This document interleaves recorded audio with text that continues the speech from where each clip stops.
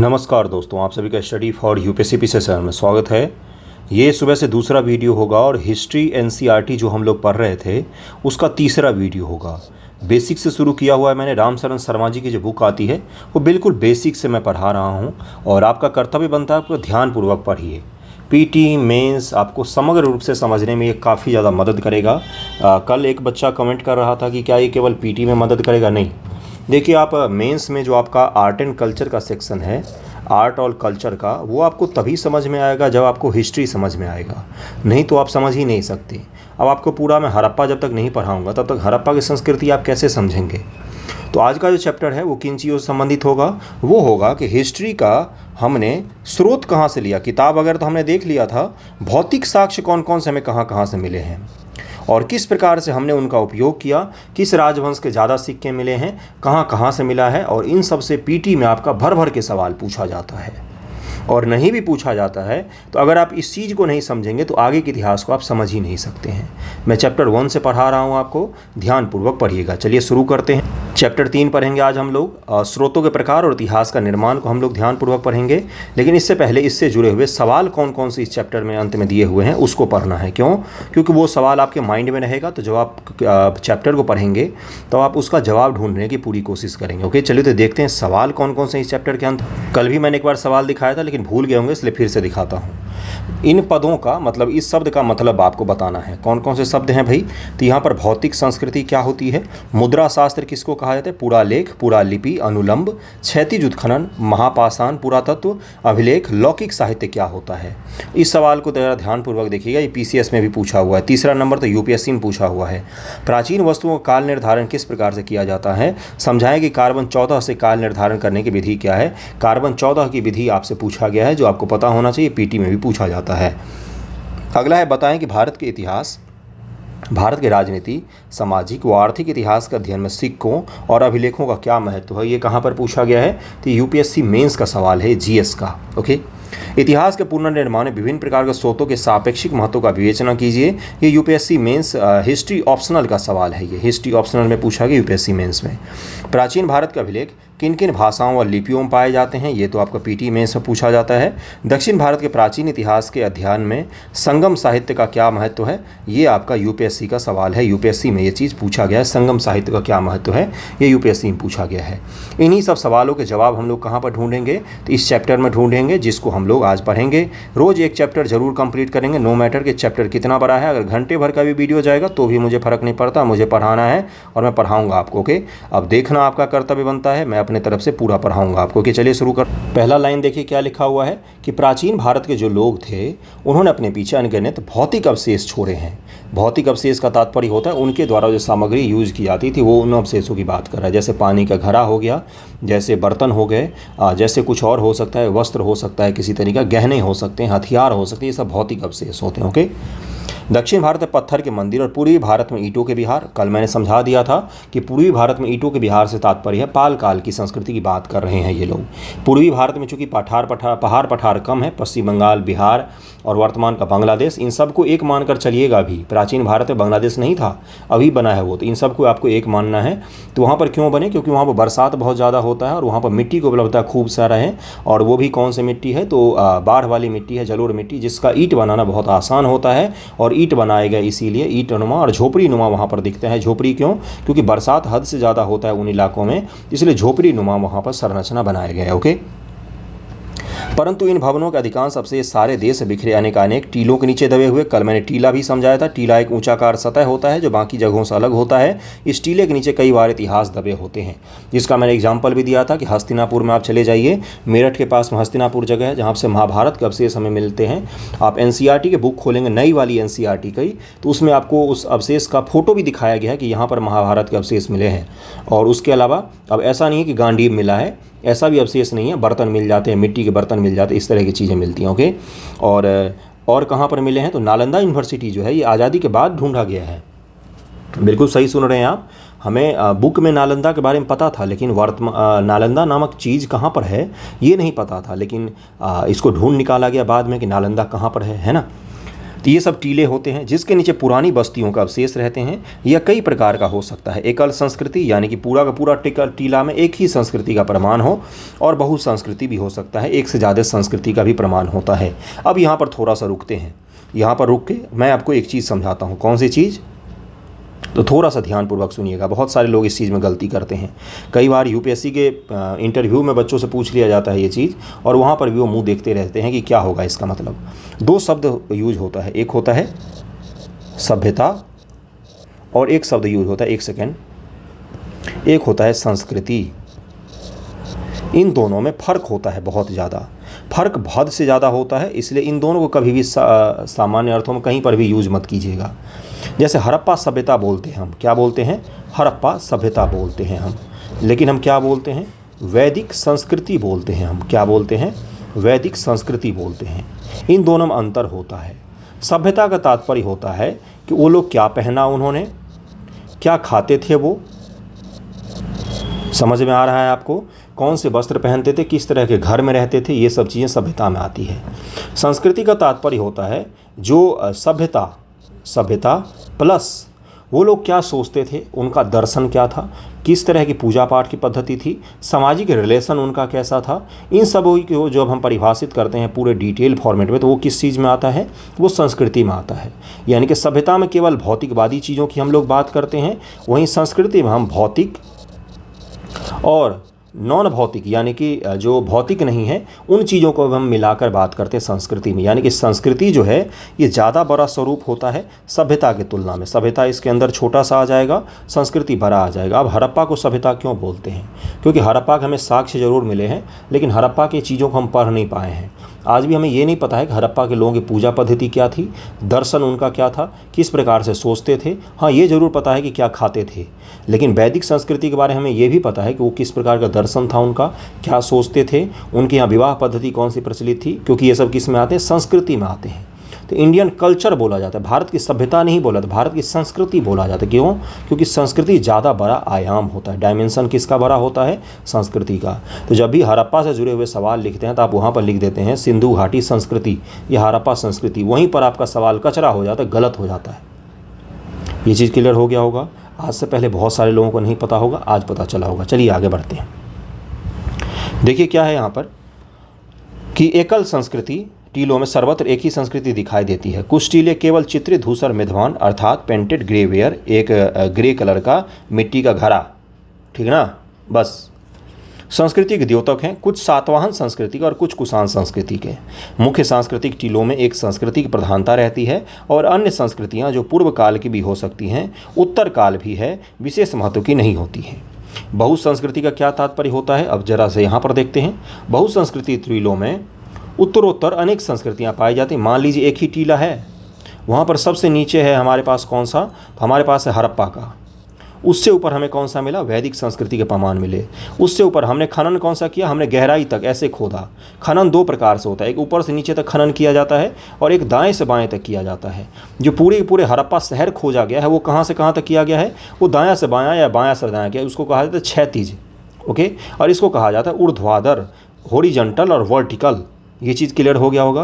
Horizontal खुदाई हड़प्पा के शहर वाला हो गया, और वर्टिकल खुदाई कौन सा हो गया कि हड़प्पा सबसे पहले आएगा, सबसे नीचे दबा होगा हड़प्पा का प्रमाण, उससे ऊपर वैदिक संस्कृति का होगा, उससे ऊपर उत्तर वैदिक का होगा, उससे ऊपर कौन सा होगा? मौर्यों का होगा, मौर्यों से भी ऊपर सातवाहनों का होगा, सातवाहनों से ऊपर गुप्तों का होगा, सबसे ऊपर मुगलों का होगा। एक ही जगह पर ये सारी संस्कृतियाँ हो सकती हैं।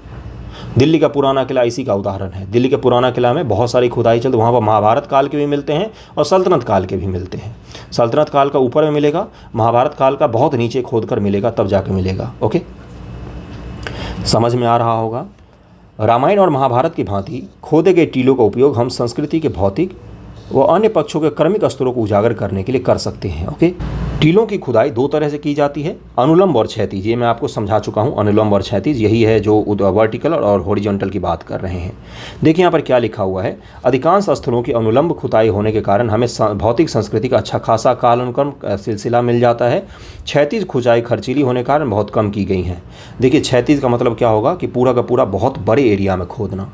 उतने बड़े ज़मीन को आप आर्कियोलॉजी के तहत ले आते हो तो बहुत सारा खर्चा होता है, लेकिन एक जगह हम गड्ढा किए जा रहे हैं काफ़ी अंदर तक, ये कम खर्च खर्चीला होता है और टाइमलाइन हमें पता चल जाता है। मान लीजिए सबसे पहले हमें किसका मिला, हड़प्पा का मिला, तो हम क्या बोलेंगे, सबसे पहले हड़प्पा का काल आएगा।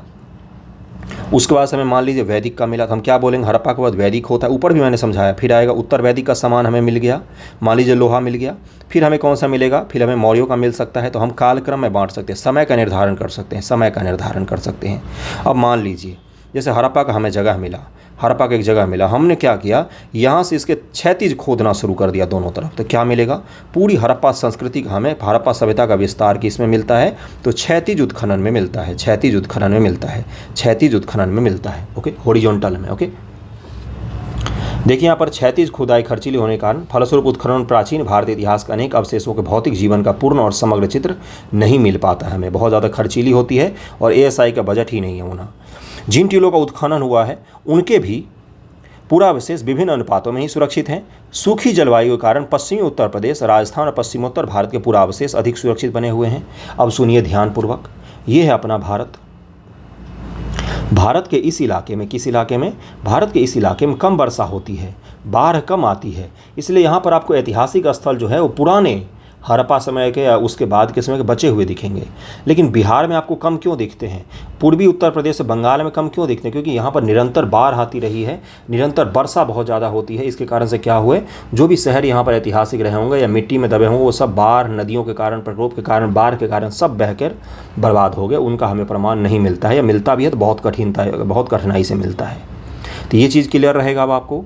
देखिए यहाँ पर क्या लिखा हुआ है, और यहाँ पर एक चीज़ लिखा हुआ है कि परंतु मध्य गंगा के मैदान और डेल्टाई क्षेत्र के नम व आर्द्र जलवायु में लोहे के औजार भी संक्षारित हो जाते हैं, यानी कि जंग लगाकर वो भी खराब हो जाते हैं। और कच्ची मिट्टी से बने भवनों के अवशेष को खोजना तो और भी कठिन होता है। नम और जलोढ़ क्षेत्रों में तो पक्की ईंटों और पत्थर के भवनों के काल में ही आकार हमें उत्कृष्ट और प्रचुर अवशेष मिल पाते हैं। नम और जलोढ़ वाले क्षेत्र हैं, वहाँ पर अगर ईंट का कोई बना हुआ चीज़ है, जैसे नालंदा यूनिवर्सिटी, तो बच जाएगा, और जैसे पालों के बनाए हुए बिहार जो हैं वो बच जाएंगे। बाकी सामान्य तौर पर मिट्टी के बने हुए घर हैं, लोहे के हथियार है, ये सब क्यों नहीं मिल पाते हैं, क्योंकि नम वातावरण में, आर्द्रता में वो भी संक्षारित, जंग लगकर समाप्त हो जाते हैं और हमें उनका अंदाज़ा नहीं चल पाता है। इतिहास समझ में आ रहा है, देश के भूगोल से किस प्रकार से जुड़ा होता है, और इसी प्रकार से जोड़ कर देखिएगा, कभी आपको बोरिंग नहीं लगेगा। ओके, अब देखिए यहाँ पर पश्चिमोत्तर भारत में उत्खनन में ऐसे नगरों का पता चला जिनकी स्थापना लगभग 2500 ईस्वी पहले हुई। भारत का पहला शहरीकरण, अब ध्यानपूर्वक सुनिएगा, ये सवाल पूछा गया है। मैं आपसे बोलूं एक स्टेटमेंट कि भारत का पहला शहरीकरण जो है वो 600 ईस्वी ईसा पूर्व के आसपास हुआ, बिहार में हुआ। क्या ये स्टेटमेंट सही होगा? नहीं। भारत का पहला शहरीकरण आज से 4000 वर्ष पहले हो गया था। कौन सा था वो शहरीकरण? तो हड़प्पा का शहरीकरण था। हड़प्पा, और हड़प्पा की जो सभ्यता पढ़ते हैं आप, उसका शहरीकरण था। हड़प्पा, मोहनजोदड़ो, कालीबंगा, ये सब बड़े बड़े शहर बन गए थे। पहला शहरीकरण कब हुआ था? तो हड़प्पा के पीरियड में। दूसरा शहरीकरण कब हुआ? तो 600 ईसा पूर्व के आसपास, महाजनपद काल में। 600 ईसा पूर्व में महाजनपद काल में पाटलिपुत्र जैसे बड़े बड़े शहरों का निर्माण हुआ। ये दूसरा शहरीकरण था। कौन था? दूसरा शहरीकरण। पहले शहरीकरण के बाद पूरा का पूरा विनाश हो गया, फिर दूसरा शहरीकरण हुआ है इस देश का। ये चीज़ क्लियर है? इसी प्रकार उत्खननों से हमें गंगा की घाटी में विकसित भौतिक संस्कृति के बारे में भी जानकारी मिलती है। इससे पता चलता है कि उस समय के लोग जिस प्रकार की बस्तियों में रहते थे उनका ढांचा कैसा था, वे किस प्रकार के मृदभांड उपयोग में लाते थे, किस प्रकार के घरों में रहते थे, भोजन में किन अनाजों का इस्तेमाल करते थे और किस प्रकार के हथियारों का उपयोग करते थे। ये सब हमें कहाँ से पता चलता है? ये सब हमें पता चलता है गंगा के मैदान से और अलग अलग जगहों से। दक्षिण भारत के कुछ लोग मृत व्यक्ति के शव के साथ औजार, हथियार, मिट्टी के बर्तन आदि चीज़ें कब्र में गाड़ते थे। अब इसको कहा जाता है महापाषाणिक संस्कृति। अब इसने यूपीएससी में इससे सवाल पूछा गया पीटी में कि महापाषाणिक संस्कृति भारत के किस भाग में पाई जाती है? तो भारत के दक्षिणी भाग में पाई जाती है। और क्या होता था इसमें? लोगों को दफनाते थे उनके डेली उपयोग की वस्तुओं के साथ में, जो डेली डे टू डे में उपयोग करते हैं जो चीज़ें, उनके साथ उनको दफना देते थे। और ये मानते थे कि इन चीज़ों का उपयोग ये कहाँ पर करेगा? तो दूसरे लोक में करेगा, यानी कि मरने के बाद की जीवन की कल्पना करते थे ये लोग। और उनको दफनाने के बाद उनके ऊपर बड़े बड़े पत्थर का शिलाओं वगैरह रख देते थे। ये कौन सी संस्कृति का उदाहरण हो गया? महापाषाणिक संस्कृति का ये उदाहरण हो गया। ये कहाँ पर है? तो दक्षिण भारत के भागों में पाया गया है। इसको एक और नाम दिया जाता है। कौन सा नाम दिया जाता है? मेगालिथ। मेगालिथ कहा जाता है इसको। ये चीज़ क्लियर हो गया होगा। आगे बढ़ें। इससे आसान तरीके से और कैसे पढ़ सकते हैं, बोर नहीं होना है, हिस्ट्री बहुत इंटरेस्टिंग है। ओके, हालांकि सभी महापाषाण इस श्रेणी में नहीं आते हैं, सभी के सभी महापाषाण इस श्रेणी में नहीं आते हैं, लेकिन अधिकांश दक्षिण भारत में ये स्थल पाए गए हमें। इनकी खुदाई करने से हमें जानकारी मिली कि लौह युग की शुरुआत होने पर दक्कन के लोग किस प्रकार का जीवन व्यतीत करते थे, जिस विज्ञान के आधार पर हम पुराने टीलों का कर्मिक स्तरों में विधिवत कालक्रम के अनुसार उत्खनन किया गया और प्राचीन काल के लोगों के भौतिक जीवन के बारे में जानकारी मिलती, उसे आर्कियोलॉजी कहते हैं। जिस विज्ञान के आधार पर हम इन चीज़ों का खनन करते हैं, उनके बारे में जानकारी इकट्ठा करते हैं, उनको क्या कहा जाता है बंधुओं? उनको पुरातत्व कहा जाता है। पुरातत्व कहा तो बहुत ही इंटरेस्टिंग सब्जेक्ट होता है। एक वेब सीरीज आया था, हॉटस्टार पर था शायद, कौन सा था, संगरौली जगह है या सिंगौली है, जिसमें मनोज वाजपेयी हैं और नीरज पांडे ने डायरेक्ट किया है, कि वहाँ पर एक चैरियट मिला, एक रथ मिला, और उस रथ के साथ एक दंड मिला बड़ा सा, और रथ होने का क्या प्रमाण होता है, और रथ योद्धा वाला रथ है। ये चीज़ का ध्यान रखिएगा। ये कहाँ से मिला है, सर्च कीजिएगा, सिंगौली है या ऐसे ही कोई जगह है, वो यूपी में मिला था। और वहाँ तो सिंगौली की ऐसी हालत है कि वहाँ पर खेत जुताई करते समय भी इतिहास की चीज़ें मिल जाती हैं। ऐसा माना जाता है कि ये रथ वगैरह महाभारत काल से संबंधित हैं। डिटेल में इस पर वीडियो डॉक्यूमेंट्री है डिस्कवरी का, और ये आपको हॉटस्टार वगैरह पर मिल जाता है। तो ये बेहतरीन है, इंटरेस्टिंग है। अगर इतिहास में आपको है तो वहाँ पर आप देख सकते हैं। ओके, उत्खनन और अवशेषों के फलस्वरूप प्राप्त भौतिक अवशेषों का विभिन्न प्रकार से वैज्ञानिक परीक्षण किया जाता है। अब देखिए, कोई चीज़ मिलता है तो उसका वैज्ञानिक परीक्षण किया जाता है। ओके, रेडियो कार्बन काल का निर्धारण विधि से यह पता लगाया जाता है कि वे किस काल के हैं। रेडियो कार्बन या कार्बन 14 कार्बन का रेडियोधर्मी रेडियो एक्टिव आइसोटोप है, जो सभी प्राण क्या लिखा है, वस्तुओं में विद्यमान होता है। सभी रेडियोधर्मी पदार्थों की तरह इसका एक निश्चित समान गति से क्षय होता है। कार्बन 14 होता है, इसका क्षय होने का एक गति होता है। मान लीजिए हमने अंदाज़ा लगाया कि 100 साल में इसका कार्बन 14 जो है वो 2 गुना कम हो जाता है। तब ये कितना कम हुआ है उसके आधार पर हम क्या निकाल लेते हैं, कितना वर्ष पुराना होगा ये कार्बन, यानी कितना वर्ष पुराना ये बना होगा। कार्बन तो हर चीज़ को ही बनाने में उपयोग होता है। एक सिंपल भाषा मैंने समझाया वही होता है, ज़्यादा डिटेल में नहीं जाना, क्योंकि ये नहीं पूछेगा अब आपसे। ओके, जब कोई वस्तु जीवित रहती है तो कार्बन 14 के क्षय की प्रक्रिया के साथ हवा और भोजन की खुराक से उस वस्तु में कार्बन 14 का समन्वय भी होता रहता है। परंतु जब वस्तु निष्प्राण हो जाती है तब इसमें विद्यमान कार्बन 14 के क्षय की प्रक्रिया समान गति से जारी रहती है, लेकिन यह हवा और भोजन से C14 लेना बंद कर देती है। किसी प्राचीन वस्तु विद्यमान C14 में आई कमी को मापकर हम क्या निकाल लेते हैं कि ये वस्तु कितनी पुरानी है। अब देखिए यहाँ पर ये लिख भी दिया है इन्होंने, क्या लिखा है कि क्योंकि कार्बन 14 का क्षय एक निश्चित गति से होता है, जैसा पहले बताया जा चुका है, तो कार्बन 14 का आधा जीवन 5568 वर्षों का होता है। मान लीजिए कोई वस्तु जीवित था तो उसमें 10 कार्बन 14 था और आज उसमें 5 ही कार्बन 14 था। हम क्या बोलेंगे, कम से कम 5568 वर्ष पुराना ये वस्तु है। ओके, ये चीज़ क्लियर हो गया होगा। इसी आधार पर क्या करते हैं, कार्बन 14 की गणना करके हम वस्तुओं के तिथि को निकाल लेते हैं। क्लियर। रेडियोधर्मी पदार्थ का आधा जीवन काल समय होता है, जिससे उस वस्तु के आधी रेडियोधर्मी धारिता लुप्त हो जाती है। इस प्रकार कोई वस्तु 5568 वर्ष पहले निष्प्राण हो गई थी तो आज उसकी कार्बन 14 धारिता उस समय की तुलना में आधी रह जाएगी। ये मैं आपको बता चुका हूँ। ओके, आगे बढ़े। अब अगला देखिए क्या है, ये अभी विधि हम पढ़ रहे हैं, किस विधि से निकालते हैं। फिर सिक्के आएंगे, उसके बाद से और भी चीज़ें आएंगी, फिर विदेशी स्रोत भी आएंगे, साक्ष्य भी आएंगे, जिसके आधार पर इतिहास का हम पूरा का पूरा इतिहास निर्माण करते हैं। पौधों के अवशेषों का परीक्षण कर विशेषतः पराग के विश्लेषण के द्वारा जलवायु और वनस्पति का इतिहास जाना जाता है। किसके द्वारा, तो परागों का अवशेष जब हम ढूंढते हैं ऐतिहासिक लोग, और उसमें से हम ढूंढ कर निकाल कर क्या करते हैं कि पौधों और अवशेषों का परीक्षण करते हैं। इसी आधार पर यह कहा गया कि राजस्थान और कश्मीर में कृषि का प्रचलन लगभग में 7000 से 6000 ईसा पूर्व के आसपास में ही हो गया था। 7000 ईसा पूर्व से 6000 ईसा पूर्व, आप खुद समझ सकते कितना पुराना। धातु की शिल्प वस्तुओं की प्रकृति और घटकों का वैज्ञानिक विश्लेषण किया जाता है और उससे परिणाम से यह पता चलता है कि वे जगहें कहाँ हैं जहाँ ये धातुएं प्राप्त की गई हैं। इनसे धातु विज्ञान के विकास की अवस्थाओं का भी पता चलता है। मेटलर्जी का भी इससे पता चलता है कि इनका विकास कहाँ पर हुआ था, कहाँ से इन धातुओं को लाया गया है। हम कैसे पता करते हैं कि ये जो सोना है ये कोलार के खान से लाई गई थी, ये जो तांबा है ये कहाँ से, तो खेतरी राजस्थान से लाया गया। तो ये कैसे पता करते हैं, तो ये इसी तरह से हम लोग पता करते हैं। ओके, अगला देखिए क्या है, पशुओं की हड्डियों का परीक्षण कर उनकी पहचान की जाती है और उनके पालतू होने तथा तरह तरह के काम में लाने का भी पता लगाया जाता है। ये सब विधियाँ हो गई कि किस प्रकार से की जाती हैं। क्या विधियों से सवाल पूछे जाते हैं? बहुत कम। पीटी में पूछ लेगा तो पूछ लेगा, लेकिन आपको पता ज़रूर होना चाहिए। क्यों? क्योंकि आपको समझ बनानी है इतिहास की। अब सिक्कों पर चलते हैं। सिक्के तरह तरह के मिले हैं। जैसे देखिए 2014 के बाद के मोदी जी का सिक्का देखिए, मोदी जी के कार्यकाल का।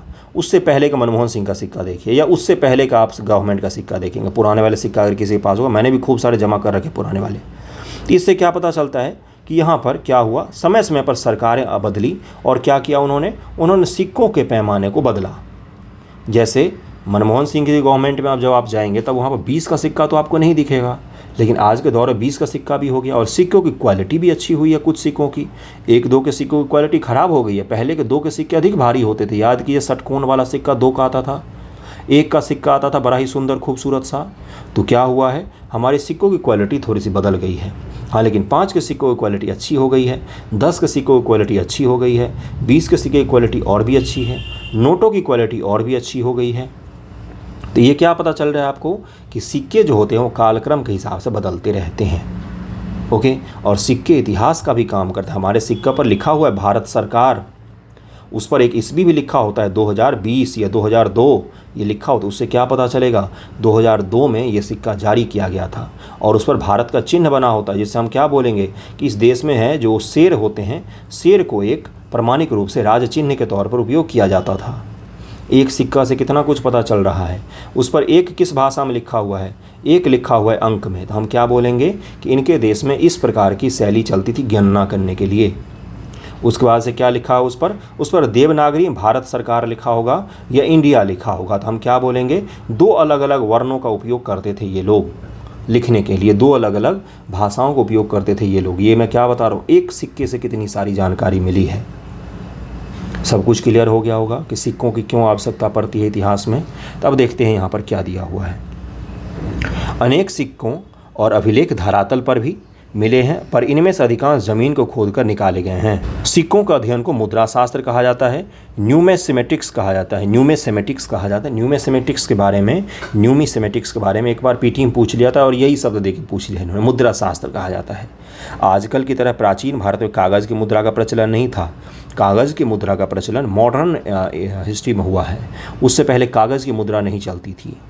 ये चीज़ क्लियर है ना, कागज़ की मुद्रा नहीं चलती थी। केवल कौन सी चलती थी, धातु की मुद्रा चलती थी, या तो वस्तु विनिमय बार्टर सिस्टम जिसको कहा जाता है कि आप हमें अमरूद दे दो हम आपको चावल दे देते हैं, ये वाला सिस्टम चलता था। या आप हमें चावल दे दो हम आपको तेल दे देते हैं, ये वाला सिस्टम चलता था। लेकिन सोचिए, मुझे चाहिए क्या, मुझे चाहिए सेब। मैं चावल लेके गया मार्केट में, चावल लेके गया, मैंने सबको बोला जिन जिन के पास सेब है तो आप मुझे चावल लेकर आप मुझे सेब दे दीजिए। वो बोलेंगे हम देंगे ही नहीं।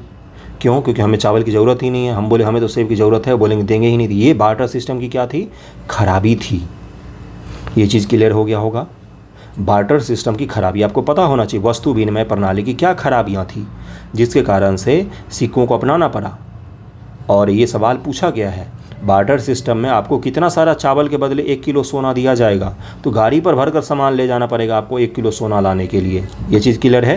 पर देखिए आगे क्या लिखा हुआ है कि धातु धन या धातु मुद्रा सिक्का चलता था। पुराने सिक्के तांबे, चांदी, सोने और शीशे के सिक्के हमें कहाँ पर मिलते हैं, तो सातवाहनों में हमें शीशे के सिक्के मिलते हैं, शीशे के। और ये पूछा गया है पीटी एग्जामिनेशन में। ओके, पकाई गई मिट्टी के बने सिक्कों के सांचे बड़ी संख्या मिले हैं। इनमें से अधिकांश सांचे कुषाण काल के अर्थात ईसा के आरंभिक 3 सदियों के हैं।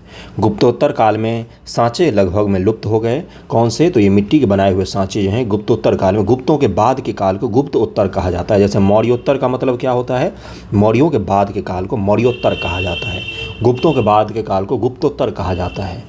ओके, वैदिक के बाद के काल को उत्तर वैदिक काल, उत्तर का मतलब बाद में होता है। ओके, प्राचीन भारत में आज के जैसे बैंकिंग प्रणाली नहीं थी, इसलिए लोग अपना पैसा मिट्टी और कांसे के बर्तन बड़ी हिफाजत से रखते थे। लोग क्या करते, देखिए बैंक तो था नहीं, तो एक मिट्टी का बर्तन ले लिया, उसमें सिक्के रख दिए सारे, और उसको कहाँ पर किया, उसको दबा दिया ज़मीन में कहीं पर छुपा कर। इसी प्रकार से सिक्के रखे जाते हैं। अब वो छुपा कर मर गए, आज वो हमें घरे मिल रहे हैं उनके जमा किए हुए बैंक में, तो हम क्या बोलते हैं, उस समय के सिक्के हमें मिल रहे हैं। ओके, आगे देखते हैं क्या है। अगला है यहाँ पर, ताकि मुसीबत के दिनों में उन बहुमूल्य निधि का उपयोग कर सकें। ऐसी अनेक निधियाँ जिनमें न केवल भारतीय सिक्के हैं बल्कि रोमन साम्राज्य जैसे विदेशी टकसाल में ढके गए सिक्के भी हैं, देश के अनेक भागों में मिली हैं। ये निधियाँ हमें अधिकतर कलकत्ता, पटना, लखनऊ, दिल्ली, जयपुर, मुंबई, मद्रास के संग्रहालयों में सुरक्षित हैं। जैसे दिल्ली में जो नेशनल म्यूजियम है उसमें अगर आप दिल्ली में रह रहे हैं तो ज़रूर जाइए एक बार। पटना में अगर आप रह रहे हैं तो पटना का म्यूजियम घूमने ज़रूर जाइए, बेहतरीन म्यूजियम है। ओके, इतिहास को जब आप अपनी आँखों से देखेंगे ना तब आपको पढ़ने की कम आवश्यकता पड़ती है, समझ आपकी डेवलप हो जाएगी। देखिए आगे क्या है कि बहुत से भारतीय सिक्के नेपाल, बांग्लादेश, पाकिस्तान और अफगानिस्तान के संग्रहालयों में भी देखने को मिलते हैं। चूंकि ब्रिटेन ने भारत में लंबे अरसे तक शासन किया, इसलिए ब्रिटिश अधिकारी भी अपने निजी और सार्वजनिक संग्रहालय में बहुत सारे भारतीय सिक्के लेकर चले गए। वो प्रमुख राजवंश के सिक्कों की सूचियां तैयार कर प्रकाशित की गई हैं। कलकत्ता के इंडियन म्यूजियम, लंदन के ब्रिटिश म्यूजियम आदि के सिक्के ऐसी सूचियां उपलब्ध भी करवाते हैं आपको। परंतु बहुत सारे सिक्के की सूचियां बनाना, प्रकाशित करना अब भी बाकी है। बहुत सारे सिक्कों की सूची आज तक प्रकाशित नहीं की गई है। अगला है कि हमारे आरंभिक सिक्कों पर कुछ एक प्रतीक मिलते हैं, पर बाद के सिक्कों पर राजाओं और देवताओं के नाम तथा तिथियां भी उल्लिखित मिलती हैं। पहले के सिक्कों पर क्या होता था? पंचमार्क सिक्के। पंचमार्क सिक्के क्या होता था? आगे देखिए क्या लिखा हुआ है कि इन सिक्कों की उपलब्धियों का स्थान से यह ज्ञात होता है कि इन इलाकों में सिक्कों का प्रचलन था। इस प्रकार प्राप्त सिक्कों के आधार पर कई राजवंशों का हमने इतिहास पुनर्निर्माण किया है। जैसे जो हिंद यवन आए थे, कब आए थे? तो ईसा के पहली और दूसरी शताब्दी में यहाँ पर शासन किया था। उनके बारे में हमें उनके सिक्कों से ही मुख्य रूप से पता चलता है। चूँकि सिक्कों का काम दान, दक्षिणा, खरीद बिक्री और वेतन मजदूरी भुगताने पड़ता था, इससे क्या पता चलता है? देखिए अब एक बार सोचिए, किसी देश में आप जाएंगे वहाँ के सिक्के आपको बहुत अच्छे दिखेंगे, जहाँ तहाँ आपको सिक्कों का प्रचलन दिखेगा, मुद्रा का प्रचलन दिखेगा। इसका क्या तात्पर्य होता है? इसका तात्पर्य होता है कि उस देश में इकोनॉमिक एक्टिविटी खूब अच्छी है, उस देश में बैंकिंग खूब अच्छी काम कर रही है, लोगों के पास धन खूब है, लोग खूब खर्चा कर रहे हैं। इससे क्या पता चलता है? उस समय समृद्धि है। जितने अच्छे अच्छे सिक्के होंगे, जितने तरीके के सिक्के होंगे, जितने मूल्य वर्ग के सिक्के होंगे, उसका तात्पर्य क्या होता है कि उस देश में इकोनॉमिक एक्टिविटी है, उस देश में बैंकिंग है, उस देश में खरीद बिक्री होती है। सिक्कों से हमें कितना कुछ पता चलता है। राजाओं से अनुमति लेकर व्यापारी और स्वर्णकारों की श्रेणियाँ क्या होती थी? ये एक संगठन के तौर पर काम करता था। जैसे आजकल फिक्की, आपने फिक्की का नाम सुना होगा। फिक्की क्या है? ये एक संगठन है, श्रेणी कहलाएगा। ये श्रेणियाँ क्या होती थी? व्यापारियों का संगठन होता था। ये बैंकिंग का काम करती थी, स्कूल, कॉलेज, अस्पताल बनवाने का काम करती थी। प्राचीन भारत में छोटी मोटी सेना भी रखती थी श्रेणियाँ अपनी, और सरकार इनकी सुख सुविधा के लिए बहुत अच्छा काम करती थी। क्यों? क्योंकि श्रेणियाँ साम्राज्य के, राज्य के इकोनॉमी में बहुत अच्छे से पार्टिसिपेट करती थी। ओके, श्रेणियाँ, व्यापारिक संघों ने भी अपने कुछ सिक्के चलाए। राजा से इजाज़त लेकर श्रेणियाँ जो होती थी वो भी अपने सिक्के चलाते थे। इससे शिल्पकारी और व्यापार की उन्नत अवस्था सूचित होती है। सिक्कों के सहारे बड़ी मात्रा में लेन देन संभव हुआ, व्यापार को बढ़ावा मिला। और देखिए यहाँ पर क्या लिखा हुआ है कि सबसे अधिक सिक्के मौर्योत्तर काल से मिले हैं। यानी कि मौर्यों ने जो देश को एक किया, मौर्यों ने जो आर्थिक सुधार किए, मौर्यों ने जो इस देश में आर्थिक और इकोनॉमिक और पॉलिटिकल पॉलिसी चलाई, उसका फल किस में काटा गया? तो मौर्योत्तर काल में काटा गया। ये मैं क्या बता रहा हूँ? ये मैं यूपीएससी मेंस का सवाल आपको बता रहा हूँ कि मौर्यों के बीज लगाए हुए का फल किसने भोगा? तो मौर्योत्तर काल के शासकों ने भोगा। क्योंकि मौर्योत्तर काल की स्थिति हमें बहुत अच्छी दिखती है। बहुत सारे राजवंशों का उदय होता है भारत में। इकोनॉमिक रूप से भारत जो है वो दुनिया में स्वर्ण चिड़ैया जो बनी वो इसी समय बनती है। 1 ईस्वी के आसपास जब कुषाण शासन करते हैं तो मौर्य, उस समय का मौर्योत्तर का पीरियड में ही आता है पूरा वो। और इस समय में क्या होता है कि भारत दुनिया की इकोनॉमी का अधिकांश भाग पर कब्जा कर लेता है। यानी कि इकोनॉमिक एक्टिविटी अपने चरम पर पहुंच गया था। ओके, और इसमें हम सातवाहनों के शीशे के सिक्के मिलते हैं, पोटीन तांबे का, और गुप्तों के समय में सबसे अधिक स्वर्ण सिक्के मिलते हैं। गुप्तों के समय में सबसे ज़्यादा स्वर्ण सिक्के मिलते हैं। आगे देखिए क्या है, सबसे अधिक सिक्के मौर्योत्तर काल में हमें मिले हैं, जो विशेषतः शीशे, पोटीन, तांबे, कांसे, चांदी और सोने के हैं। गुप्त शासकों ने सोने के सिक्के सबसे अधिक जारी किए। इन सबसे पता चलता है कि व्यापार वाणिज्य विशेषतः मौर्योत्तर काल में और गुप्त काल के अधिक भागों में खूब ही बढ़ा। गुप्तोत्तर काल में पूरा रोम को हम व्यापार करते थे, पूरा रोम के देश को हमने भर दिया था अपने सामान से। भारतीय सामान के वो लोग दीवाने हो गए थे। एक बार प्लिनी है या कोई और है, पता नहीं, मैं नाम भूल जाता हूँ बार बार, वो रोता है कि भारत के सामान पूरे रोम में छा गए हैं। ओके, इसके विपरीत गुप्तोत्तर काल के बहुत कम सिक्के मिलते हैं। इससे हमें क्या पता चलता है कि गुप्त काल में तो स्थिति बहुत अच्छी थी, क्योंकि सोने के सिक्के बहुत सारे जारी किए गए, लेकिन गुप्तोत्तर काल में भारत की स्थिति जो है वो उतनी अच्छी नहीं थी। एक सिक्कों से आपको मैंने पूरा का पूरा ये बता दिया किसके में कौन सी कंडीशन थी, और ये सब कुछ हमें पता चलता है। ये चीज़ क्लियर हो गया होगा, सिक्कों से कितना कुछ पता चलता है। आपको क्या डेवलप करवा रहा हूँ मैं, आपको पॉइंट्स डेवलप करवा रहा हूँ जो आप लिखेंगे। अब आप कॉन्सेप्चुअली हिस्ट्री को समझना शुरू कर रहे हैं। आपसे कोई पूछा जाएगा मौर्योत्तर काल की इकोनॉमिक हिस्ट्री के बारे में बताओ, तो आप क्या बोलोगे? मौर्यों का लगाए हुए फल को किसने खाया? तो मौर्योत्तर काल के शासकों ने खाया। सातवाहन हो गए, शुंग हो गए, कुषाण हो गए। उसके बाद में जब आप आएंगे तो धीरे धीरे गुप्तों का विकास होता है। फिर गुप्तों ने भी खूब अच्छे से समृद्धि लाई इस देश में, खूब व्यापार होता था। कहाँ से? तो गुजरात के बंदरगाह से लेकर बंगाल के बंदरगाह तक सब तरफ से व्यापार होता था। और कहाँ कहाँ हमने रोम का मैंने उदाहरण दिया, वहाँ पर भी हम व्यापार करते थे। वहाँ पर खूब सारे सूती के वस्त्र, हाथी दांत, जेवर, सोने, चांदी, इन चीज़ों को हम भेजते थे। मसाले खूब भेजते थे। और वहाँ से क्या मंगाते थे? तो वहाँ से हम मदिरा, अंजीर और वहाँ से भी बहुत सारी चीज़ें भारत में लाई जाती थी। ये सब कुछ क्लियर हो गया होगा। यवन प्रिय, यवन प्रिय किसको कहा जाता है?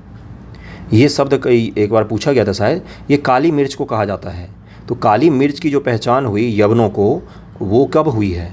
तो वो गुप्तों के समय से ही उनको यवनों का काली मिर्च से संपर्क हुआ और उनको बहुत पसंद आया। क्यों? क्योंकि यूरोप एक गर्म जगह है। गर्म जगह पर काली मिर्च जैसी गर्म चीज़ों का खाना अनिवार्य हो जाता है। वो मांस के साथ इसको मिलाकर खाते थे, जिससे उनको कम मेहनत में मांस खाने योग्य बन जाता था उनका। इसलिए ब्लैक पेपर, काली मिर्च का यवन प्रिय भी नाम दिया गया है। ओके, आगे बढ़ते हैं। मज़ा आ रहा होगा, आई थिंक सो। सिक्कों पर राजवंश और देवताओं का चित्र, धार्मिक प्रतीक लेख भी अंकित रहते हैं, और ये सभी तात्कालिक कला और धर्म पर प्रकाश डालते हैं। जैसे समुद्रगुप्त के जो सिक्के हैं उस पर राजा रानी प्रकार का सिक्के, यज्ञ प्रकार का सिक्के। समुद्रगुप्त को बीना बजाते हुए दिखाए, जिससे हमें पता चलता है कि समुद्रगुप्त जो है वो बीना भी बजाता था। व्याघ्र वाले दिखता है कि शेर को मार रहा है, यानी कि वीर भी था। और भी बहुत सारे राजा रानी वाले सिक्के भी हमें मिलते हैं। तो इससे क्या पता चलता है कि तरह तरह के सिक्के बनवाए थे उन्होंने। अभिलेख, अब अभिलेख का क्या है इसमें महत्व? सिक्कों से भी कहीं अधिक महत्व के अभिलेख हैं। इनके अध्ययन को पूरा शास्त्र एपिग्राफी कहा जाता है। पूरा लेख शास्त्र एपिग्राफी किसको कहा जाता है? अभिलेखों का अध्ययन। अभिलेख किसी भी चीज़ पर हो सकते हैं। पत्थर पर होता है तो उसको शिलालेख कहा जाता है।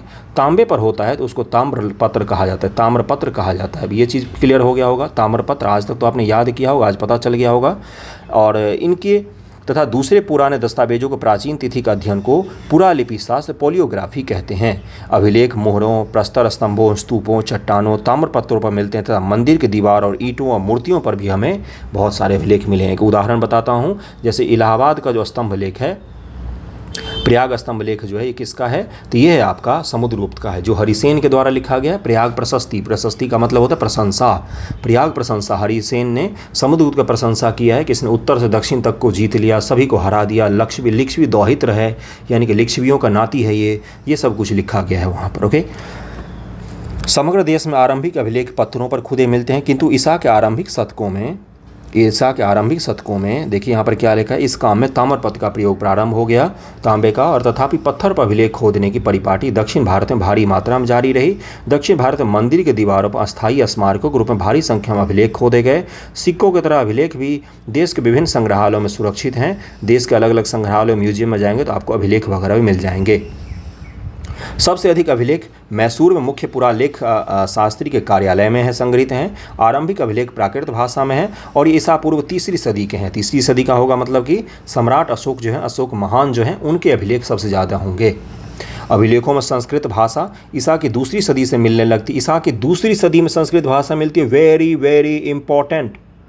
उससे पहले संस्कृत भाषा नहीं मिलती है, उससे पहले हमें प्राकृत भाषा मिलती है। ब्राह्मी लिपि है, देवनागरी लिपि है, भाषा हिंदी है, मैथिली है, भोजपुरी है और गुजराती है, लेकिन लिपि कौन सी? देवनागरी, ब्राह्मी देवनागरी। जैसे ब्राह्मी लिपि है, भाषा कौन सी? प्राकृत। समझ में आ रहा है? इन चीज़ें क्लियर हो रही हैं। 4वीं-5वीं सदी में इनका सर्वत्र व्यापक प्रयोग होने लगा। तब भी प्राकृत का प्रयोग समाप्त नहीं हुआ। अंग्रेजी का प्रयोग आजकल ज़्यादा हो रहा है बोलचाल के लिए। शहरों में आप आएंगे तो स्टाइल मारते हुए अंग्रेजी लोग बोलते रहते हैं, लेकिन हिंदी का प्रयोग क्या बंद हो गया क्या? मिथिलांचल के अंदर मेरे घर में मैथिली में बात करता हूँ, सब लोग मैथिली में ही बात करते हैं। क्या हिंदी का प्रयोग वहाँ बंद हो गया क्या? नहीं। एक भाषा के आने से दूसरी भाषा लुप्त तुरंत नहीं हो जाती है, समय लगता है, अंतराल लगता है। धीरे धीरे कालक्रम भाषा अपने आप बदल जाती है। तो ये चीज़ क्लियर है। तभी प्राकृत का प्रयोग समाप्त नहीं हुआ, अभिलेख में प्रादेशिक भाषाओं का प्रयोग 9वीं-10वीं सदी से होने लगा। प्रादेशिक का मतलब क्या होता है? प्रदेश की भाषा का उपयोग। ये 9वीं-10वीं सदी के आसपास से होते हैं। जैसे मिथिलाक्षर में, मिथिलाक्षर एक लिपि है, देवनागरी जैसे लिपि है, वैसे ही मिथिलाक्षर लिपि में मैथिली भाषा का पहली बार प्रयोग हमें 10वीं सदी के आसपास या 11वीं सदी के आसपास हमें मिलता है। कि मैं क्या बता रहा हूँ, प्रादेशिक लोकल भाषाओं का विकास बहुत बाद में हुआ है। और सबका जन्म कहाँ से हुआ है? संस्कृत से और तमिल से, या संस्कृत के आस पड़ोस की भाषा से, इन्हीं से सबका जन्म हुआ है धीरे धीरे धीरे धीरे। ओके, देखिए यहाँ पर क्या लिखा हुआ है कि मौर्योत्तर गुप्त काल का अधिकांश अभिलेख कार्पस इंस्क्रिप्शन इंडिकेरम नामक ग्रंथमाला में संकलित करके प्रकाशित किए गए हैं। कार्पस इंस्क्रिप्शंस इंडिकेरम, ये क्या है? इसमें मौर्य और मौर्योत्तर गुप्त काल के अधिकांश अभिलेख में क्या लिखा हुआ है ये प्रकाशित किया गया। ये आपके पढ़ने की किताब नहीं होती है, ये इतिहासकार लोग पढ़ते हैं इतिहास का अंदाज़ा लगाने के लिए। जैसे अशोक का जो अभिलेख है उस पर लिखा गया दया दाने सचे साचे, ऐसे ही करके लिखा हुआ है। किस भाषा में? तो पाली भाषा में लिखा गया है। पाली है या कोई और भाषा है? तो दया दाने सचे साचे पढ़ा होगा आपने हिस्ट्री में, एनसीईआरटी में यूज किया होगा। तो ये अशोक का है ना। तो ये उस बुक में लिखा गया है। परंतु गुप्तोत्तर काल के अभिलेख अभी तक एक प्रकार के सुव्यवस्थित रूप में संकलित नहीं हुए हैं। दक्षिण भारत के अभिलेख की स्थान क्रमिक सूचियाँ प्रकाशित हुए हैं। फिर भी आज 5000 से अधिक अभिलेख, जिन पर अधिकांश दक्षिण भारत के यहाँ प्रकाशन की प्रतीक्षा कर रहे हैं, और उनको प्रकाशित नहीं किया गया है। हड़प्पा का अभी तक पढ़ा ही नहीं जा सका है। हड़प्पा का अभी तक हम पढ़ ही नहीं पाए। क्यों? क्योंकि भाव चित्रात्मक है। जैसे चाइनीज जो होता है, जिसको मंडारिन कहा जाता है। क्या कहा जाता है? मंडारिन, मंडारिन, मंडारिन, मंडारिन कहा जाता है चाइनीज को। वो पढ़ना बहुत मुश्किल होता है। क्यों? क्योंकि वो शब्द नहीं है, वो भाव है, चित्रात्मक है। हर चीज़ के लिए एक चित्र बनाया गया। जैसे हाँ बोलना होगा तो मैं ये चित्र बनाऊंगा, ना बोलना होगा तो ऐसे चित्र बना दूंगा मैं। तो ये चित्रात्मक लिपि हड़प्पा में भी चलती थी। ये चीज़ क्लियर हो गया होगा। चाइनीज़, जापानीज़ और दक्षिण कोरिया की जो भाषाएं हैं ये सब किस में हैं? ये सब चित्रात्मक हैं। इसलिए चाइनीज़ समझना बहुत डिफ़िकल्ट है। ओके, और जैसे हिंदी है, हिंदी में तो वर्ण होते हैं, उनके यहाँ भाव चित्रात्मक होते हैं। ओके, अब देखिए आगे क्या है, जिनमें विचार और वस्तुओं का चित्र के रूप में व्यक्त किया जाता था। अशोक के शिलालेख ब्राह्मी लिपि में है। यह लिपि बाएं से दाएं लिखी जाती थी। बाएं से दाएं अभी कौन सा है? अभी यहाँ से यहाँ जो आप लिखते हैं हिंदी के जैसे, वही बाएं से दाएं लिखी जाती थी। उनके कुछ शिलालेख खरोष्टी लिपि में भी हैं जो दाएं से बाएं लिखा है। तो खरोष्टी दाएं से बाएं और ब्राह्मी बाएं से दाएं लिखा जाता था। इन दोनों का अंतर को ध्यान रखिएगा। 65वीं बीपीएससी का सवाल है, आप उठाकर देख सकते हैं। 65वीं बीपीएससी का यही सवाल है एनसीईआरटी से। एनसीईआरटी से ही हमेशा पूछा गया। पता नहीं आप लोग लुसेंट क्यों पढ़ते थे। लेकिन पश्चिमोत्तर भाग के अलावा भारत भिन्न भिन्न प्रदेशों में ब्राह्मी लिपि का ही प्रचार रहा। पाकिस्तान और अफगानिस्तान के अशोक के शिलालेख में यूनानी और अरमाइक लिपियों का, लिपि है यूनानी और अरमाइक लिपि है। गुप्त काल के अंत में देश की प्रमुख लिपि ब्राह्मी ही रही। यदि ब्राह्मी और इनकी विभिन्न शैलियों का भली भांति ज्ञान हो जाए तो कोई भी पुरातत्वविद ईसा के 8वीं सदी तक के अधिकांश पुरालेखों को पढ़ सकता है। अगर ब्राह्मी लिपि का आपने ज्ञान कर लिया, जैसे देवनागरी लिपि का अगर आपको ज्ञान हो गया तो आप आजकल के मैक्सिमम चीज़ें पढ़ सकते हैं। वैसे ही अगर ब्राह्मी लिपि का हो गया तो 7वीं 8वीं सदी तक के इतिहास आप ऐसे ही पढ़ जाएंगे। परंतु इसके बाद भी लिपि के प्रादेशिक शैलियों में भारी अंतर आ गया, इन्हें अलग अलग नाम दे दिया गया। ओके, ये चीज़ क्लियर हो गया होगा। सबसे पुराने अभिलेख हड़प्पा संस्कृति के मोहरों पर मिलते हैं। सबसे पुराने अभिलेख कहाँ पर मिलते हैं? यही सवाल पूछ लिया जाएगा कि सबसे पुराने अभिलेख हमें मिलते हैं मौर्योत्तर काल के, तो आप बोलेंगे गलत है। सबसे पुराने अभिलेख हमें हड़प्पा समय के मिलते हैं। 2500 ईसा पूर्व के हैं। इनका पढ़ना अभी तक संभव नहीं हुआ है। सबसे पुराने अभिलेख जो पढ़े जा चुके हैं वे हैं ईसा पूर्व 3री सदी का अशोक के शिलालेख। 14वीं सदी में फिरोज शाह तुगलक को अशोक के 2 स्तंभ मिले थे, और मेरठ में और दूसरा हरियाणा के टोपरा में। ये इन दोनों को उठाकर कहाँ पर ले आए? तो दिल्ली में ले आए। दिल्ली में आज आपको दोनों स्तंभ दिख जाएंगे आपको। उन्होंने इसे दिल्ली मंगवाकर अपने राज्य के पंडितों से पढ़वाने का प्रयास किया, पर कोई भी पंडित पढ़ नहीं पाया। 18वीं सदी का अंतिम चरण में अंग्रेजों ने इसे पढ़ने की कोशिश की, उन्हें भी इसी कठिनाई का सामना करना पड़ गया। लेकिन इन अभिलेखों को सर्वप्रथम किसने पढ़ा? तो ये पढ़ा जेम्स प्रिंसेप ने। और इस व्यक्ति ने बताया कि इस देश पर एक ऐसे राजा का राज्य था जो अपने संतान मानती थी अपनी जनता को, और खुद को उनका पिता बोलता था, और वो दुनिया का सबसे बेहतरीन सम्राट था जिसका नाम सम्राट अशोक था। और उसका राज वर्तमान का अफगानिस्तान से लेकर सुदूर दक्षिण के इलाकों को छोड़कर संपूर्ण भारत पर फैला हुआ था। ये किसने बताया? किसने इसने साबित किया? तो जेम्स प्रिंसेप ने साबित किया था। तो इसको आपको रोज़ थैंक यू बोलना चाहिए। अभिलेखों के अनेक प्रकार हैं। कुछ अभिलेख में अधिकारियों और जनता के लिए जारी किए गए सामाजिक, धार्मिक और प्रशासनिक राज्यादेश हैं। किसके द्वारा? तो सम्राट अशोक के द्वारा। और निर्णयों की सूचनाएं रहती हैं। अशोक के शिलालेख इसी कोटि के हैं। दूसरे कोटि में वे अनुष्ठानिक अभिलेख हैं जिन्हें बौद्ध, जैन, वैष्णव, संत, शैव संप्रदाय के अनुयायियों ने भक्ति भाव से स्थापित स्तंभ, प्रस्तर फलकों, मंदिर और प्रतिमाओं पर उत्कीर्णित करा। आज भी आपने देखे होंगे मंदिरों के आगे बड़े बड़े पत्थर पर उनका नाम लिखा जाता है, किसने पैसा दिया, किसने रुपया दिया, कब मंदिर स्थापित किया गया, ये सब लिखे जाते हैं। तो ये पुराने समय से ही चला आ रहा है। तो अपने देश में अलग अलग संप्रदाय के जो मंदिर स्थापित हुए, मठ स्थापित हुए, वो भी एक इतिहास का साधन है। उनको भी पढ़कर हम ये अंदाज़ा लगाते हैं कि यहाँ पर कुछ इतिहास था। तीसरी कोटि में वे प्रशस्तियाँ आती हैं जिनमें राजाओं, विजेताओं के गुणों और कीर्तियों का बखान रहता है, पर उनकी पराजय और कमजोरियों का कोई जिक्र नहीं होता है। राजा बड़े चालाक थे। सबने क्या किया, केवल और केवल अपने विजय पताका की लहर। हरिसेन ने समुद्रगुप्त को केवल प्रशंसा जारी किया है, इसलिए हरिसेन ने समुद्रगुप्त की कोई कमजोरी बताई नहीं। अब बताई नहीं तो हमें पता ही नहीं चल रहा है ना, हम उसका अंदाज़ा ही नहीं लगा सकते। समुद्र के प्रयाग प्रशस्ति इसका उदाहरण है। इन सभी के अलावा बहुत सारे ऐसे दान पत्र मिले हैं जिनमें न केवल राजाओं, राजपुत्रों, बल्कि शिल्पियों, व्यापारियों द्वारा भी मुख्य धर्माद्र, पैसा, मवेशी, भूमि आदि के दान का हमें जानकारी मिलता है। मुख्यतः राजाओं, सामंतों द्वारा दिए गए भूमि दान के अभिलेख विशेष महत्व के हैं, क्योंकि इनमें प्राचीन भारत की भू व्यवस्था, प्रशासन के बारे में उपयोगी सूचनाएं मिलती हैं। ये अभिलेख अधिकतर ताम्र पत्रों पर उकेरे गए हैं। जो दान वाले हैं ये कहाँ पर है, तो तांबे के पत्र पर उकेरा गया है। बहुत मेहनत का काम होता था ये। इनमें भिक्षुओं, ब्राह्मणों, मंदिर, बिहारों, जागीरदारों, अधिकारों को दिए गए गांव, भूमियों और राजस्व के दानों का विवरण रहता है। ये विभिन्न भाषाओं में लिखे मिलते हैं, जैसे प्राकृत, संस्कृत, तमिल, तेलुगु, बहुत सारी भाषाओं में ये दान पत्र हमें मिलते हैं। अगला टॉपिक है आपका साहित्यिक स्रोत। यहाँ से भी हम लोग थोड़ा सा पढ़ लेते हैं, उसके बाद देखिए क्या लिखा हुआ इन्होंने कि यद्यपि प्राचीन भारत के लोगों को लिपि का ज्ञान 2500 ईसा पूर्व में ही था, परंतु हमारी प्राचीनतम उपलब्धि पांडुलिपि ईसा के 4वीं सदी के पहले का नहीं है। यानी कि पांडुलिपि जो हमें मिला है वो था कि 4वीं सदी का मिला है। ओके, उससे पहले हमें लिपि का ज्ञान तो था, लेकिन हमारे पास पांडुलिपि 4वीं सदी का ही है, और ये भी मध्य एशिया से प्राप्त हुई है। कहाँ से प्राप्त हुई है, तो मध्य एशिया से हमें प्राप्त हुई है। भारतीय पांडुलिपियाँ भोजपत्र और तालपत्रों पर लिखी मिलती है। क्यों?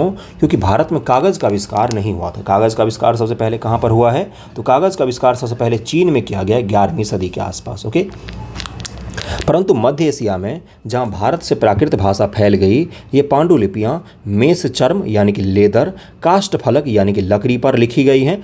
इन्हें हम भले ही अभिलेख कह दें, परंतु ये एक प्रकार की पांडुलिपियाँ हैं। उन दिनों मुद्रण कला का आविष्कार भी नहीं हुआ था, यानी कि छपाई का, इसलिए पांडुलिपियाँ मूल्यवान समझी जाती थीं। वैसे तो समूचे भारत में संस्कृत की पुरानी पांडुलिपि का मतलब था पुराना लेख। पांडुलिपि का क्या मतलब होता है, पुराना लिखा हुआ कोई भी पत्र, कुछ भी पांडुलिपि उसको कह देते हैं हम लोगों के। परंतु इनमें से अधिकतर दक्षिण भारत, कश्मीर और नेपाल से प्राप्त हुई हैं। आजकल अधिकांश अभिलेख संग्रहालय में, पांडुलिपि और पुस्तकालयों में सुरक्षित हैं, अभी रखे हुए अपने देश में। ओके, अधिकांश प्राचीन धार्मिक ग्रंथ जो हैं वो धार्मिक विषयों पर हैं, जिसमें वेद, रामायण, महाभारत, पुराण आदि आते हैं। यह साहित्य प्राचीन भारत के सामाजिक व सांस्कृतिक स्थिति पर काफ़ी प्रकाश डालते हैं। अब आप मुझे बताइए, महाभारत जब आप पढ़ते हैं तो उससे क्या सामाजिक स्थिति का पता चलता है आपको? उससे आपको ये पता चलता है कि बहुपति प्रथा प्रचलित थी भारत में। एक पांचाली के 5 पति थे और वो स्वीकृत था समाज के द्वारा। उससे और क्या पता चलता है कि एक राजा की 2 पत्नियां भी हो सकती थी। पांडु की 2 पत्नियां थी, ये भी पता चलता है हमें। ये और क्या पता चलता है हमें कि जो ज्येष्ठ पुत्र होता था उसके उत्तराधिकार का परंपरा था देश में। और क्या पता चलता है कि देश में प्रशासन होता था, सेना होती थी, एक राज्य होता था, मंत्री परिषद था उनका, ये सब कुछ पता चलता है। और क्या पता चलता है, जातिगत आधार पर भेदभाव भी था। सूत पुत्र कर्ण कहा जाता था किसको, अंगराज कर्ण को, लेकिन भेदभाव छुआछूत तक नहीं पहुंचा था। क्यों? क्योंकि अंगराज कर्ण उसी राजमहल में रहता था, उन्हीं के साथ खाता पीता था। भले उसका जन्म कहीं पर हुआ, लेकिन कर्म से क्या था, वो क्षत्रिय था। ये इस चीज़ का भी पता चलता है हमें। रामायण समय क्या पता चलता है, वही ज्येष्ठ पुत्र के उत्तराधिकार का पता चलता है। ये सब कुछ पता चलता है। स्त्रियों के मान सम्मान की बातें हमें पता चलती हैं। ये सब कहाँ से पता चलता है आपको, तो रामायण महाभारत से इतना कुछ पता चलता है। ये मैं क्या बता रहा हूँ आपको। अब जब भी इन चीज़ों को ऊपर पढ़ें या देखें तो इस चीज़ का ध्यान रखिएगा किन किन चीज़ों के बारे में हमें पता चलता है वहाँ से। ओके, आगे देखिए, किंतु देश और काल के संदर्भ में इनका उपयोग करना बड़ा ही कठिन है। ऋग्वेद को 1500 से 1000 ईसा पूर्व के आसपास का मान सकते हैं। 1500 से 1000 ईसा पूर्व के बीच में ऋग्वेद हमारे देश में रचित की गई, लेकिन अथर्ववेद, यजुर्वेद, ब्राह्मणों, आरण्यकों और उपनिषदों को 1000 से 500, और दूसरा कौन सा, तो 1000 से 500 ईसा पूर्व हम मानते हैं। यानी कि जो ऋग्वेद है ये तो वैदिक काल है, और जो ये है अन्य वेद हैं और ब्राह्मण ग्रंथ है। ब्राह्मण ग्रंथ का मतलब होता है टीका। ऋग्वेद को समझने के लिए ऐतरेय नामक और कौसतकीय नामक 2 ब्राह्मण ग्रंथ लिखे गए। ऐतरीय और कौसतकीय, एक नाम याद रखिएगा, एक ऐतरीय, कौसतकीय, ऋग्वेद के ब्राह्मण ग्रंथ हैं। ब्राह्मण ग्रंथ का मतलब होता है ऋग्वेद का सारांश करके उसको समझने के लिए 2 भागों में बांट दिया गया। 2 अलग अलग किताबें लिखी गई, ऐतरीय और कौसतकीय।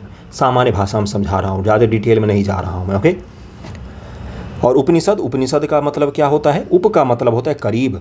गुरु के समीप बैठकर जो ज्ञान लिया जाता है उसी को उपनिषद कहा जाता है। यानी कि उपनिषद आप खुद से पढ़कर नहीं समझ सकते, इसके लिए आपको गुरु की आवश्यकता पड़ती है। उपनिषद भारत के वो चीज़ें हैं जो आज भी जिस पर रिसर्च किया जाए तो दुनिया का हर ज्ञान जो है वो उपनिषद पर आकर शुरू होकर उपनिषद पर ही ख़त्म हो जाता है। और इसकी रचना हमने तब कर दी थी जब दुनिया बोलना भी नहीं सीख रही थी। डॉक्टर अम्बेडकर जो हैं, जो भारत में बौद्ध धर्म के दूसरे संस्थापक माने जाते हैं, 1955 ईस्वी उन्होंने हिंदू धर्म की बहुत बुराइयां की। एनहाइलेशन ऑफ कास्ट पर ही बहुत बुराइयां की उन्होंने, वेद की भी बुराइयां की हैं। लेकिन डॉक्टर अम्बेडकर ने कभी उपनिषद की बुराई नहीं की। उन्होंने मनुस्मृति को जलाया, उपनिषद को नहीं जलाया। उन्होंने रामायण की आलोचना की, उपनिषद की आलोचना नहीं की। इसका तात्पर्य क्या है कि उपनिषद जो है ये किसी धर्म विशेष से इसको मत जोड़िए। ये क्या है, तो ये ज्ञान, विज्ञान, दर्शन, फिलॉसफी, साइंस, इनकी बातें करता है। पूरे दुनिया में आज भी उपनिषदों पर रिसर्च होता है। हमारे जो शंकराचार्य रहे, आदि शंकराचार्य, उन्होंने 18 उपनिषदों पर टीका लिखी है। टीका का मतलब क्या होता है, जैसे देखिए आपने गीता पढ़ा, आपने गीता को किस प्रकार से देखा, उस पर आप उसको अगर आप लिख देंगे तो वो गीता क्या हो जाएगा, आपके नाम का टीका हो जाएगा। भगवत गीता और उपनिषदों पर दुनिया में सबसे ज़्यादा टीका टिप्पणी की गई है। टीका टिप्पणी का तात्पर्य होता है जिसने पढ़ा सबको अलग दिखा, अपने नज़रिए से दिखा। तो हमारे शंकराचार्य जो हैं वो 18 उपनिषदों पर, 18 या 25 है, जिस पर उन्होंने क्या किया है, टीका लिखा है। 108 उपनिषद होता है, लेकिन हमारे पास ज्ञात में बहुत कम उपनिषद ही हमें ज्ञात हुए हैं, बाकी हमें ज्ञात नहीं हुआ है, उनका जिक्र जरूर मिलता है। ओके, ये सब कुछ पता चल गया होगा। थोड़ी देर और पढ़ेंगे, उसके बाद बंद कर देंगे। देखिए आगे क्या है कि वैदिक ग्रंथों में छेपक मिलता है। छेपक का क्या तात्पर्य होता है भाई, जो सामान्यतः आदि या अंत में रहता है। छेपक का तात्पर्य होता है, जैसे वैदिक ग्रंथ चैप्टर 2 से लेकर चैप्टर 7 तक, ये जो ऋग्वेद का है ये सबसे पुराना माना जाता है। यानी कि सबसे पुराना कौन सा है, तो चैप्टर 2 से चैप्टर 7 तक, यानी कि चैप्टर 1, चैप्टर 8, चैप्टर 9 और चैप्टर 10 ये बाद में जोड़े गए हैं, इसी को छेपक कहा जाता है। जैसे रामायण जो है, जब राम भगवान वन से आते हैं और उनका राज्याभिषेक होता है और 100 परिवार वो गद्दी पर बैठ जाता है, आपने देखा होगा वो चित्र रामायण पर बना होता है, जो हमारे संविधान में भी बनाया गया है, वहीं पर रामायण अंत हो जाती है। जो लवकुश कांड है इसको छेपक कहा जाता है। छेपक का तात्पर्य क्या होता है, जब सीता जी वन में जाती हैं, लवकुश कांड होता है, ये सब छेपक का तात्पर्य, तो बाद में इसको जोड़ा गया है रामायण में। ये चीज़ क्लियर हो गया होगा। छेपक पूछा गया यूपीएससी में, इसलिए इतना डिटेल में मैं एक्सप्लेन कर रहा हूँ। इसी प्रकार से ऋग्वेद में भी क्या हुआ, चैप्टर 1, चैप्टर 8, चैप्टर 9, चैप्टर 10वें चैप्टर में किसकी बात की है, पुरुष सूक्त की बात की गई है। पुरुष सूक्त का क्या तात्पर्य होता है, जिसमें यह बताया गया कि भगवान विष्णु के, भगवान ब्रह्मा के नाभि से कौन सी जाति निकली, उनके पैर से शूद्र का जन्म हुआ, उनके मस्तिष्क से ब्राह्मण का जन्म हुआ, उनके बाँह से क्षत्रिय का जन्म हुआ, भगवान विष्णु के बाँह से। ये किस में लिखा गया है, तो चैप्टर 10 में लिखा गया। नहीं, ऋग्वेद में ओरिजिनल में नहीं था ये जाति प्रथा, बाद में उसमें छेपक जब जोड़ा गया तब उसमें जाति प्रथा को समाहित किया गया। ओरिजिनल रामायण में, जो मूल रामायण था बहुत पहले, वाल्मीकि रामायण से भी पहले का जो रामायण था, उसमें लवकुश नहीं था, उसमें सीता जी के साथ अन्याय नहीं हुआ था। बाद में छेपक जोड़कर उसमें क्या दिखाया गया है, उस कहानी को विस्तारित किया गया है।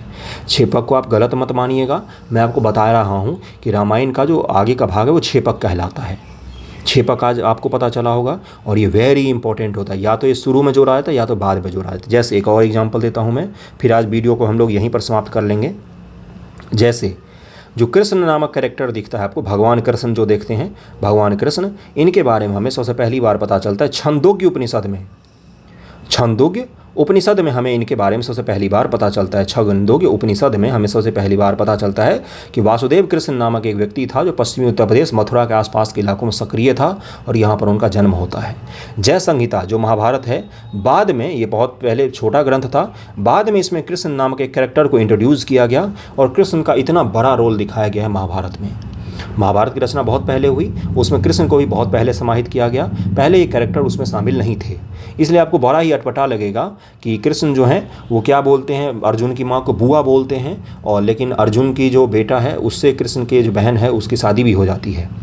तो ये आपको बड़ा ही अटपटा दिखेगा। कृष्ण यदुवंशी हैं, जबकि ये लोग क्षत्रिय हैं, वो यादव से हैं और ये लोग क्षत्रिय हैं, और लेकिन दोनों में संबंध है, यानी कि इंटरकास्ट रिलेशन भी था उस समय में।